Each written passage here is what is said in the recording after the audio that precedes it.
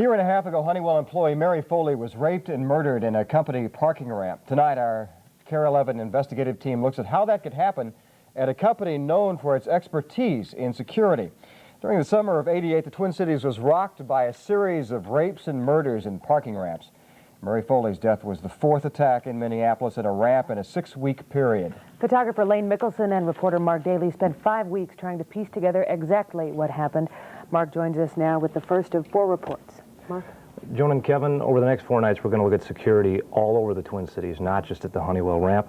And we're going to talk about what has changed since that terrible summer of 1988 and what has not changed. But tonight and tomorrow night, our focus will be on Honeywell. We start with Honeywell because of all the attacks that summer, that one seemed to disturb the most people an awful lot. People asked, how could something like that happen at a company that specializes in security systems? Clearly, something was wrong.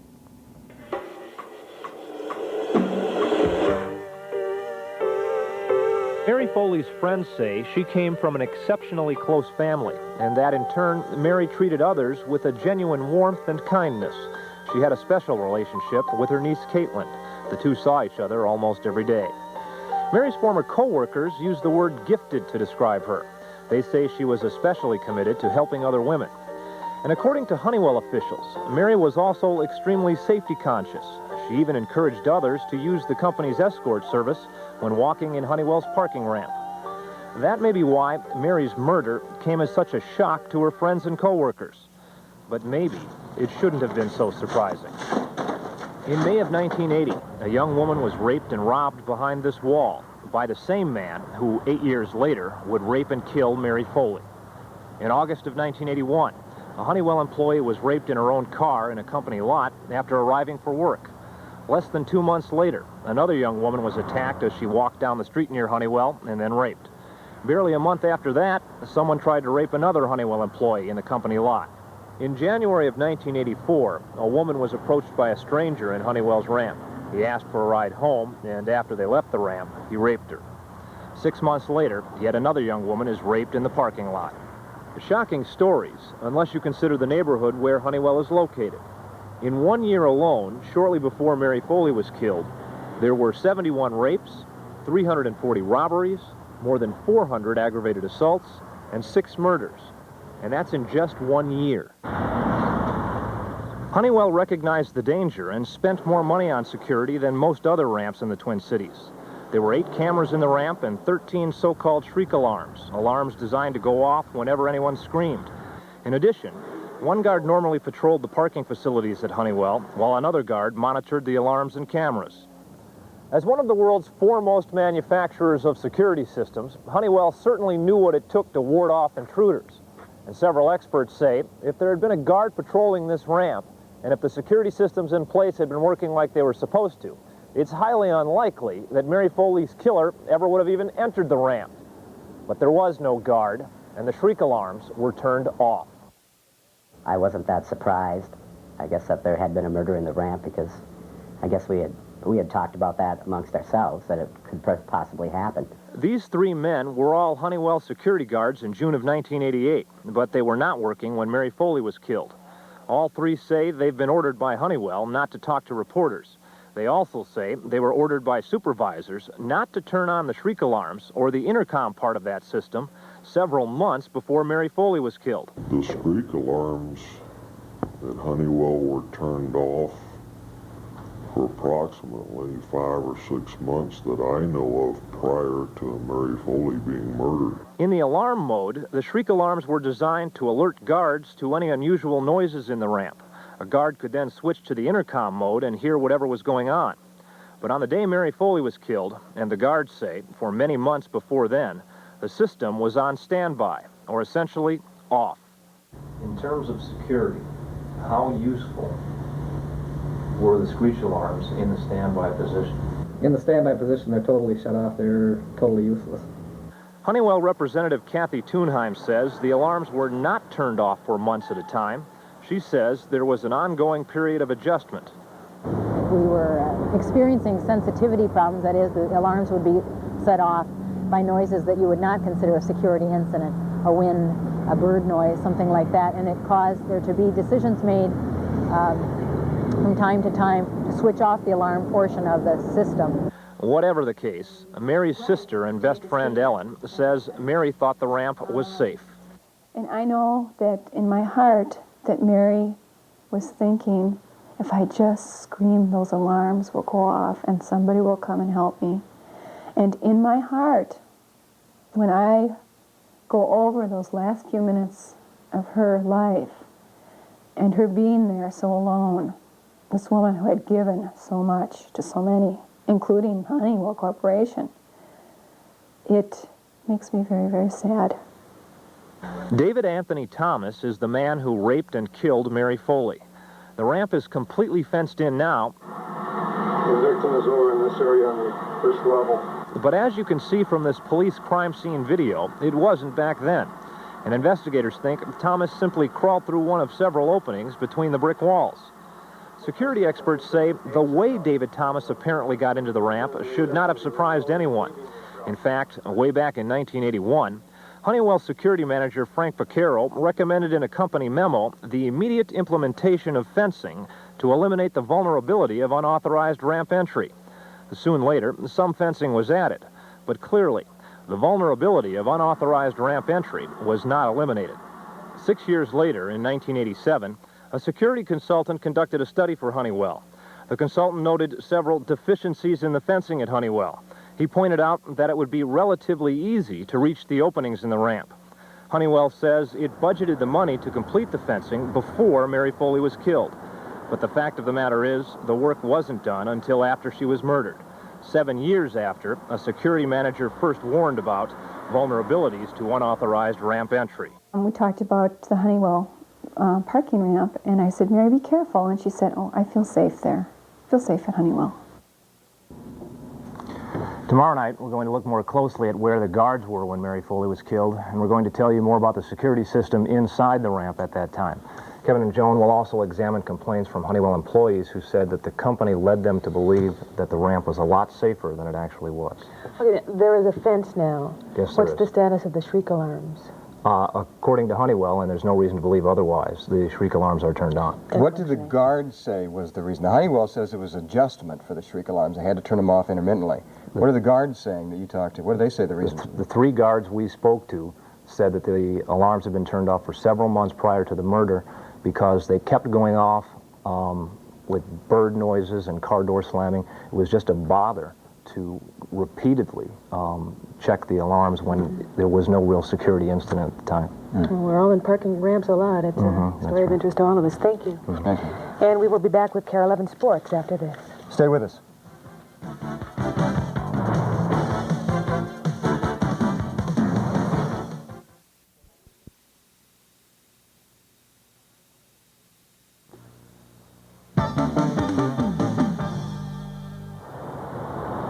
There were 4 guards on duty at Honeywell on the day Mary Foley was killed, and yet none of them had any idea that she needed help. In part 2 of our KARE 11 investigative team report, we'll look at what the guards were doing when Mary Foley was killed. KARE 11's Mark Daly and photographer Lane Mickelson also will report on complaints by Honeywell employees that the company misled them about how safe the ramp really was. Mark joins us now with the story. Mark? Paul and I, last night, we focused on a set of alarms at Honeywell that guards say had been turned off for several months prior to Mary Foley's death. Tonight, we're going to look at some of the other security systems inside that ramp. Honeywell contends that it took appropriate steps in trying to protect its employees. But our investigation reveals that although the proper systems may have been in place, they didn't do what they were designed to do when it counted.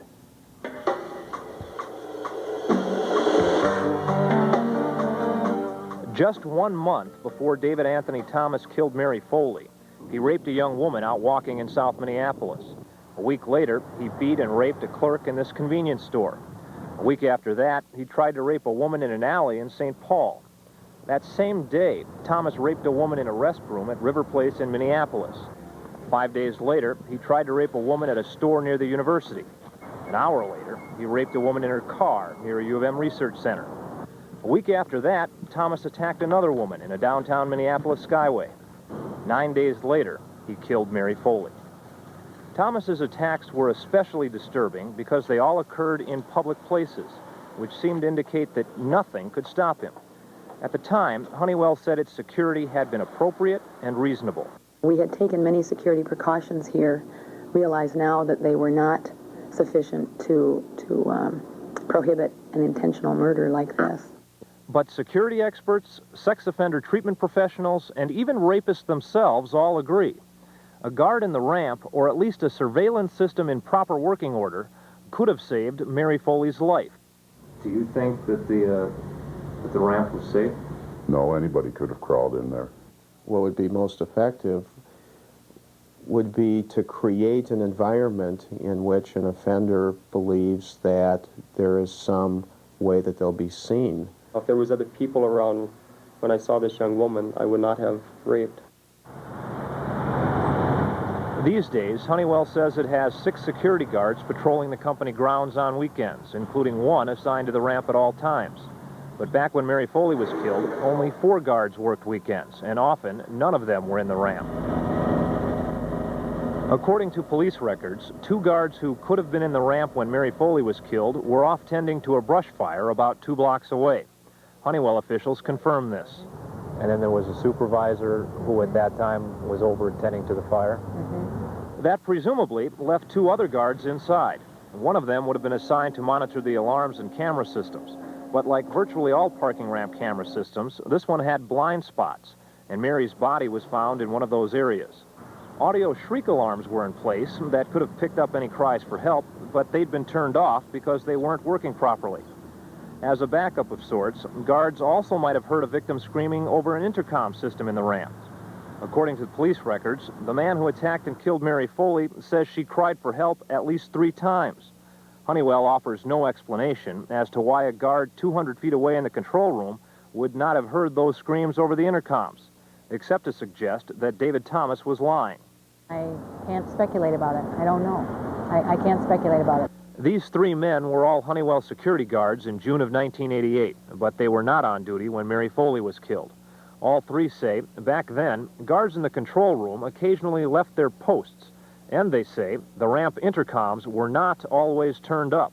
The volume can be turned up and down on the intercom systems, and the volume might have been low enough to hear a car horn honk, but possibly not hear a scream. The intercoms needed to be turned up loud enough to hear a car horn honk because that was the signal for a guard in the control room to let a driver out of the ramp. After David Thomas killed Mary Foley, investigators say he got in her car, drove up to the camera at the gate, and honked the horn. The guard in the control room never asked for an ID, and so, ironically, a guard didn't prevent Mary's murder. One actually checked a monitor and then allowed the killer to leave. These guards say the control room monitors were so bad, sometimes it was impossible to recognize drivers. You know, the screen would be very dark or it would be washed out, and so it was difficult to see the people going out of the ramp and coming into the ramp too at times. But not only wasn't it relatively easy for David Thomas to leave the ramp, and not only weren't there any guards inside the ramp to help Mary Foley, some Honeywell employees say the company led them to believe the ramp was a lot safer than it actually was. For instance, in a May 1987 edition of Circulator, an employee newsletter, a security supervisor announced increased surveillance at Honeywell. Actually, no guards were added. Some just shifted locations. Somebody who was previously in one place was moved to another place? That's correct. Another circulator, distributed less than 2 weeks before Mary Foley's murder, referred to a plan to install additional shriek alarms in the ramp. There was no reference to the fact that the existing shriek alarms weren't working properly and had been turned off. Ellen Foley says her sister Mary believed Honeywell officials who assured her that the ramp was safe. She showed me where the cameras were, and she told me, Ellen, don't worry. If you scream, they have these alarms, and a guard will come running. After Mary's death, one of her friends told me that Mary used to take muffins into the guards on Sundays.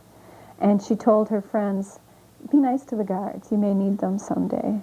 On Sunday, June 12th, 1988, Mary Foley needed the guards, but none of them knew it. There's one more tragic irony here. Just minutes after investigators believed Mary Foley was killed, 2 Honeywell security guards finished their shifts. They got into their cars and then left the ramp. Court records indicate their cars were parked just 6 parking stalls away from where Mary Foley's body was found. You know, I suppose for a lot of the people working at Honeywell, given the fact that they were told the shriek alarms were in place, the intercoms, the guards and everything, probably didn't walk to their car, as Mary Foley obviously did on the day she died, with a friend. You know, no one escorting anybody into the lot. Honeywell did have an escort service available for their employees to use if they wanted to. And Mary Foley normally used that escort service. On this particular day, she did not. As Ellen Foley, her sister, says, she felt safe and may have thought it wasn't necessary. Is that escort service still in place? Yes, it is. And the shriek alarms, do we know now, are those things on full-time?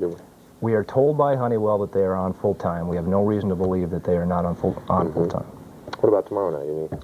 Tomorrow night, I think you or I are going to tell us a little about that before we leave here. All right. We can do that then. You're right. Tomorrow night, our KARE 11 investigative series continues with a look at why Mary Foley's killer was even out on the streets. Authorities say he had raped nearly 20 women, and several experts say he should have been committed as a psychopath. We'll be right back.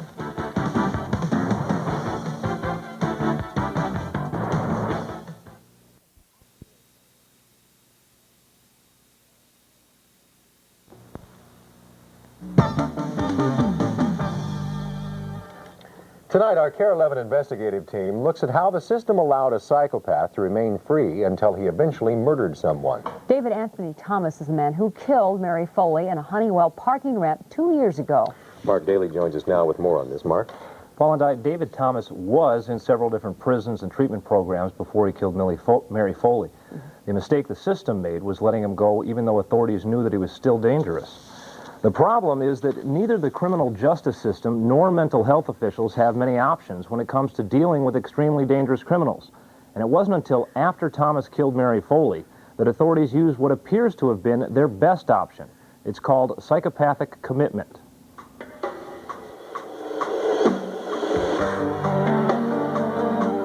David Anthony Thomas was ordered to be committed as a psychopathic personality exactly 15 days ago. That means if he's ever paroled from Oak Park Heights Prison, where he's now serving a life sentence for Mary Foley's murder, Thomas will be sent here to the State Security Hospital in St. Peter, and he'd stay here until officials were reasonably sure that he was no longer a danger to the public. The obvious question is, could authorities have committed Thomas before the Foley murder? Dr. Carl Schwartz is a court-appointed psychiatrist who recently examined David Thomas. He was a sexual psychopath long before he killed Mary Foley. Judge Harry Seymour Crump, the man who ordered Thomas committed, agrees. Somewhere along his history, he should have been committed before that happened. Authorities linked Thomas to about a dozen rapes in 1980. He pleaded guilty to 2 rape charges and was sent to St. Peter for evaluation before sentencing. Officials at St. Peter evaluated him and realized there was a significant chance Thomas would rape again. But they say they recommended him for treatment, not commitment, partly because they were not asked to consider commitment. We have not volunteered, we've not suggested to a judge who hasn't asked that somebody be committed as a PP very often at all. Thomas lasted only 3 months in St. Peter's treatment program before being kicked out because of his behavior. David Anthony Thomas's failure to complete the treatment program here was one of the first major indicators that he might always be a danger to the public. But it certainly wasn't the last opportunity that authorities had to keep him locked up until they were sure he was no longer a danger to the public. Later on, at least 2 judges had opportunities to sentence him. Prosecutors had access to his file. He violated his parole and was kicked out of another treatment program. And yet, no one took the initiative to try and get David Anthony Thomas committed.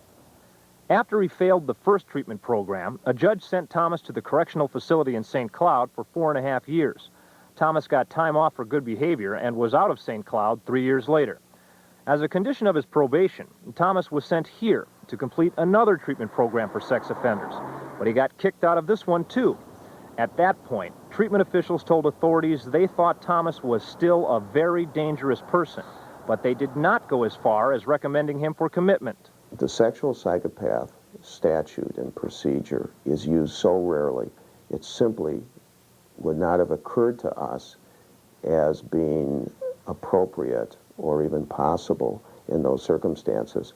But the fact that commitments may be relatively rare in Minnesota is no excuse as far as Mary Foley's family is concerned. Maybe everybody doesn't deserve a second chance, or in David Anthony's case, 4 or 5 chances. Because Mary Foley ain't going to get a second chance. She's dead. And the women that he scarred and hurt, they don't get a second chance at a clean slate. They're going to live with that all of their lives. After David Thomas got kicked out of that second treatment program, Judge Charles Porter revoked his probation and sent him back to prison in St. Cloud. Thomas spent the next 4 years in and out of prisons and halfway houses before being set free on his own in May of 1988. But not once during all this time did he complete a treatment program. And even if he had, authorities in both the judicial and mental health communities knew that he was likely to attack again. I don't believe that the kind of treatment we have, nor for that matter the kind of treatment any other treatment program has, is capable of treating an aggressive recidivistic rapist. That's why mental health officials don't like the commitment process. They know they can't do much to change people with psychopathic personalities, and they don't like being asked to guarantee that a psychopath is no longer a danger to society. You need to isolate those people that are way too dangerous to try to rehabilitate, and that we really don't want to take a chance on trying to return them to society.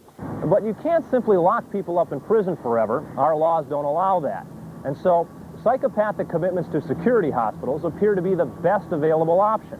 The problem is, authorities say they're no more likely now than they were 10 years ago to consider commitments as an option, and that's for even the most dangerous rapists. I don't think there's more investigation going on now. Okay, if that's so, then the next obvious question becomes, how many more must hurt? How many more before these people get the message, you know? I don't know. Most of the experts we spoke with agreed. The best solution here would be to require sex offenders to satisfactorily complete treatment programs before ever setting them free. Currently, that's not being done, Paul and Diane. No matter what happens, David Thomas will either be at Oak Park or in St. Cloud, or that's St. Peter, Peter I mean, Security right? Hospital. That is, unless officials at St. Peter decide that David Thomas is no longer a danger to society. They could eventually decide that, but that seems highly unlikely at this time. Highly unlikely. And until the end of your report there, what I was wondering is there at least an increased awareness about the need to take a look at the statute for commitment of psychopathic personalities? The people who take care of people who have been committed don't like the process because they really can't treat these people. And so there is no more effort to do it now than there has been in recent years.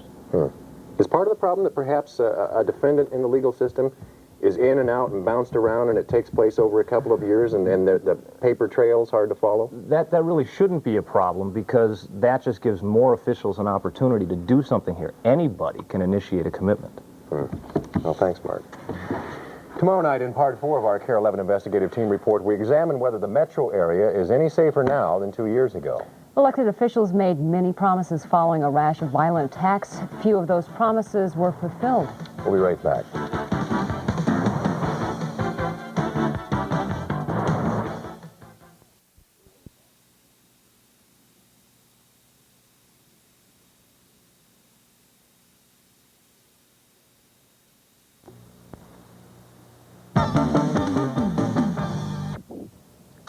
Tonight, KARE 11's investigative team looks at whether parking ramps are any safer now than 2 years ago. Elected officials assured us they'd take action following 2 highly publicized murders. KARE 11's Mark Daly joins us now with a report on what's been done. Mark? Paul and I, there has been some progress made, but mostly in terms of stiffer sentences for rapists and services for victims. There's not nearly been enough done in terms of prevention of sexual violence. The bottom line here is that most ramps in Minneapolis are no safer now than they were 2 years ago.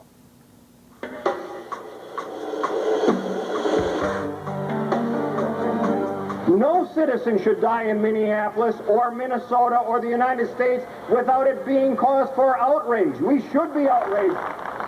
The rash of violent attacks against women in the summer of 1988 frightened people so much that it forever changed their lives. There are plenty more of that type out in this world, and it doesn't make me feel any safer, and I'm certainly not going to go downtown by myself. More women started taking self-defense classes. There were ads in the newspaper from Mace. Some people even started carrying easily concealed knives for the first time. Others began taking advantage of escort services, especially at night. And a few late-night businesses even made it company policy to walk employees to their cars. Other tips the police offer when using parking ramps? Local TV stations did story after story about safety tips. And experts demonstrated how to use stun guns. All you need to do is put this on his arm and hit the rocker. He will release you. The attacks prompted so much fear, it seemed like the city was arming itself for a battle. After those 2 ramp murders, we had request within a period of 7 weeks, almost 100 personal safety workshops. It was at about this point elected officials stepped forward and vowed to try to make Minneapolis safer. Ultimately, what needs to happen is a change of attitudes here. And the way we get at that is through our educational systems, through our other social systems that we have already in place. Attorney General Skip Humphrey formed a task force charged with recommending ways to prevent sexual violence against women. The governor's public safety director led a blue ribbon commission on parking ramp safety. Efforts are being made to get things like this under control, because otherwise the fears tend to build and everyone's afraid to go out on the street at all. Minneapolis City Council members promised to look at establishing security standards for parking ramps. Council President Alice Rainville said she'd ask that a parking ramp tax be used for increased security. A year and a half later, the new Plaza parking ramp across from the convention center is a model for what the city thinks a ramp should be. In addition to panic buttons next to the elevators. Plaza Security, can I help you? Yes, we're just testing the system. Thank you. Security features here include a well-lit interior, 70 surveillance cameras, and 100 so-called shriek alarms monitored by a guard in the control room. You can just keep it down a little bit. But one big drawback to the new ramp is that guards patrol it only periodically. Security experts say round-the-clock patrols are more effective. Otherwise, experts say, the new ramp is a rare change from the way most ramps used to be. For instance, that blue ribbon commission the governor put together came up with no changes in state law, 0, that might improve parking ramp safety. Instead, the State Public Safety Commissioner Paul Cheetah said it's up to local communities to divide local ordinances. Then Council President Alice Rainville says she took the lead in trying to get a ramp ordinance for Minneapolis. But the city settled on strict requirements for new parking ramps only, while merely adopting guidelines for existing ramps. Guidelines that for the next 3 years will be essentially optional. Rainville says mandating changes for existing ramp owners would have been too costly. You can put people out of business if you mandate. But by not mandating that all existing ramps adopt the new safety guidelines, the city had no guarantee that any of them would make any changes. The end result? Only one of the 39 parking ramps in all of downtown Minneapolis currently meets the new safety guidelines. The new one they just built across from the convention center. Meanwhile, regarding that promise to ask the state to use a tax on parking ramps for security... You didn't make such a request? No. And while the Attorney General's task force did succeed in getting tougher sentences passed for rapists, experts say that's still not enough. I don't think that any of the legislation which was passed this year, I don't think that from a practical standpoint that any of the legislation that was proposed and not passed would have prevented those parking ramp or parking lot murders. And when it came to taking steps to prevent violence against women, like mandating curricula in schools to develop healthy sexual attitudes between boys and girls, critics say politics and battles over money got in the way. We got hung up in the issue of who was telling who to do what, whether we could mandate that school districts implement curricula, and there were questions as to whether or not the money could be gotten, and we were talking in the scheme of things about a pittance. We looked at it. There was a limited amount of funds, a limited amount of things that could be done. I think the people who worked on the bills did as much as we financially could do. To see for ourselves exactly how much has been done, how much things have changed, We spent a total of 15 hours in about 10 different ramps the last few weeks. We saw literally hundreds of women walking to their cars alone. Rarely did we see women walking in pairs. And not once in the entire 15 hours did we ever see a guard patrolling a ramp. That's how much things have changed. And so we scrambled from the human resources. Fran Seppler was a member of the Attorney General's task force to prevent sexual violence against women. On the day she came to meet us, Seppler parked her car 5 blocks away just to avoid parking in a ramp. That's how much confidence she has in how much things have changed. Her final analysis is frightening. That something like the summer of '88 could happen again. Absolutely.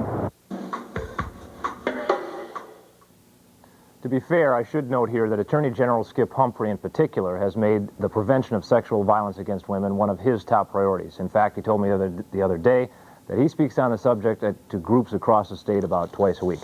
That said, the sexual violence against women in Minnesota still remains a problem of horrible proportions in Minnesota.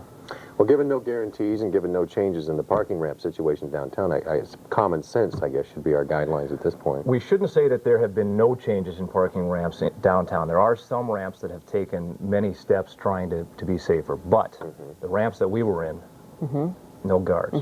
But again, common sense, I suppose, is what should dictate. That might be easy for you to say. You're a big guy. I'm very frightened. Yeah. When I'm downtown, I look every direction I can possibly. That's what I mean by common sense. Go out with somebody. Well, I mean, like I said, it's still easy for you to say. Women are extremely frightened, and until something is done, we are going to be extremely frightened. There are lots of dark and hidden spots in parking ramps, and you might feel safe, but you never know. Thanks, Mark. If you'd like to know more about what you can do to fight sexual violence against women, we have a number you can call during normal business hours. The number is 871-1461, or you can write to the Junior League of Minneapolis. And we'll be right back.